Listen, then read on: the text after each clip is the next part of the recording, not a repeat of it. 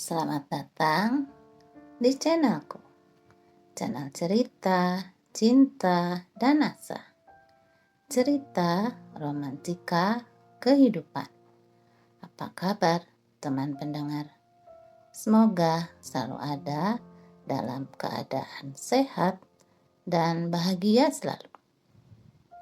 Kali ini aku akan mencoba membawakan sebuah cerita yang aku beri judul Meraih Mimpi. Oh ya, jangan lupa untuk teman pendengar like, share, dan subscribe channel ceritaku ini. Aku Meta, inilah ceritaku.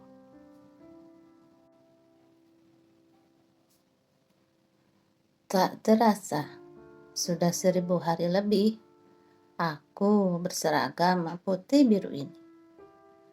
Tak ada catatan prestasi yang aku ukir di sekolah pertamaku ini. Yang kudapatkan malah pengalaman, keseruan-keseruan, tingkah pola siswa-siswi belasan tahun ini di sekolah. Sejujurnya aku merasa potensiku tidak berkembang di sekolah pertamaku ini. Aku tidak cocok dengan cara guru mapel menerangkan pelajarannya, terutama untuk mapel matematika, fisika, dan bahasa Inggris. Buatku kurang jelas dan kurang detail. Prestasiku di sekolah pertama ini hanya bertengger di perangkat 15 sampai 20 saja. Lumayan sih, tapi tak cukup memuaskan buatku. Prestasiku jauh menurun jika dibandingkan dengan prestasiku waktu di sekolah dasar. Meta, sekolah mau lanjut ke sekolah mana? Tanya mama padaku. Belum tahu, Mam. Jawabku tak begitu antusias. Ini gara-gara nilai matematikaku, bahasa Inggris, dan fisikaku yang di bawah standarku. Sebel. Loh, kenapa? Mau mama pilihkan sekolahnya kemana? Kemana, Mam? Tanyaku ingin tahu. Meta kan senang masak. Gimana kalau Meta mendalami hobi masaknya? Sekolah masak? Tanyaku heran. Iya, siapa tahu nanti Meta kerja di hotel berbintang. Kayak hotel yang ada di kota Bandung itu. Homan, Preanger, Hotel Horizon. Jelas, Mama. Jadi chef, Mam. Koki di dapur hotel, kataku memperjelas. Aku yang tak antusias untuk melanjutkan sekolah ke SMA mana, akhirnya sedikit tertarik dan memutuskan untuk mengambil sekolah kejuruan seperti rekomendasi mama. Kayaknya kerja di hotel keren juga deh. Bangunannya mewah, orang-orangnya berkelas, pasti penghasilannya besar. Hotel berbintang gitu loh. Dengan gambaran di pikiranku yang seperti itu, aku pun kemudian masuk di sebuah sekolah kejuruan negeri dengan mengambil jurusan memasak, yaitu tata boga. Pertama kali aku masuki sekolah kejuruan ini, aku benar-benar tercengang. Gedung sekolahnya sangat luas. Aku sampai kaget melihatnya. Sekolah seluas ini. Hamparan rumput hijau di lapangan luas yang menyegarkan. Ruang kelas-kelas yang berjejer, ruang-ruang praktek, koridor, perpustakaan, kantin, lapang olahraga, pokoknya luas banget. 1 minggu untuk aku mengikuti ospek. Pengenalan lingkungan sekolah dengan semua keseruannya. Acara ospek dimulai dengan pelepasan semua balon gas berwarna-warni yang dibawa siswa-siswi baru secara bersama-sama di lapangan rumput. Tepuk tangan meriah mengiringi saat balon gas itu mulai terbang tinggi dan menjauh. Seperti tingginya harapan dan impianku yang aku mulai rintis hari ini di sekolah ini. Hari Senin yang cerah dengan udara pagi yang segar. Terlihat siswa-siswi baru dengan seragam putih abu yang masih baru terlihat sudah berbaris rapi untuk mengikuti upacara bendera. Kakak kelas sebagai petugas upacara. Tibalah sambutan dari kepala sekolah. Ucapan selamat datang untuk siswa-siswi baru dan harapan untuk menjadikan sekolah ini sebagai media untuk mencetak sumber daya manusia yang maju, sesuai dengan kebutuhan dan perkembangan zaman.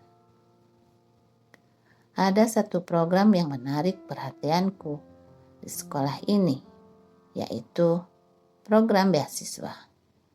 Untuk siapa saja yang bisa meraih peringkat 1 berturut-turut di kelas 1 dan 2, maka akan mendapatkan beasiswa. 1 tahun gratis biaya sekolah di kelas 3. Wah, lumayan tuh. Aku bisa meringankan biaya sekolah yang harus mama keluarkan. Mendengar itu, aku niatkan dalam hati untuk aku bisa menjadi siswi peringkat 1 berturut-turut demi mendapatkan beasiswa. Setahun pertama, alhamdulillah, aku berhasil menjalankan misiku sebagai siswi peringkat pertama.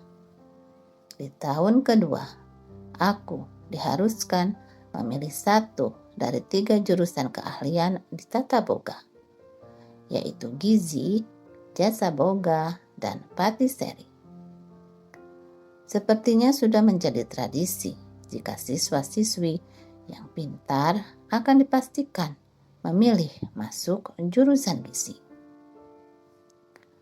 Aku pikir jurusan gizi nantinya akan bekerja di rumah sakit, bukan di hotel, seperti awal tujuanku sekolah di sini. Tapi bekerja di dapur rumah sakit sepertinya bagus juga. Tapi bagaimana dengan mapelnya?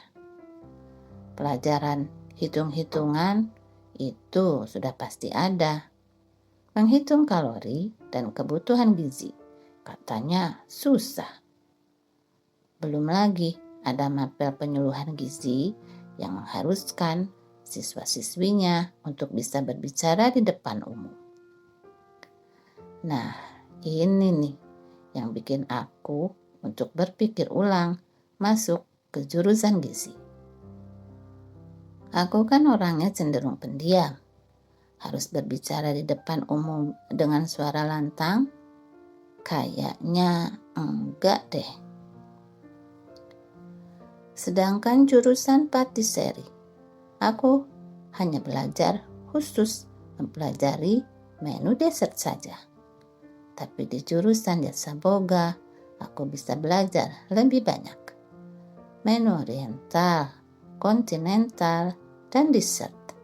Bahkan belajar tata hidang.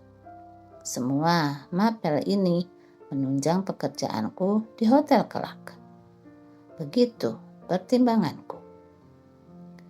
Setelah berpikir bolak-balik, akhirnya aku dengan pasti memilih jasa boga sebagai jurusan keahlianku.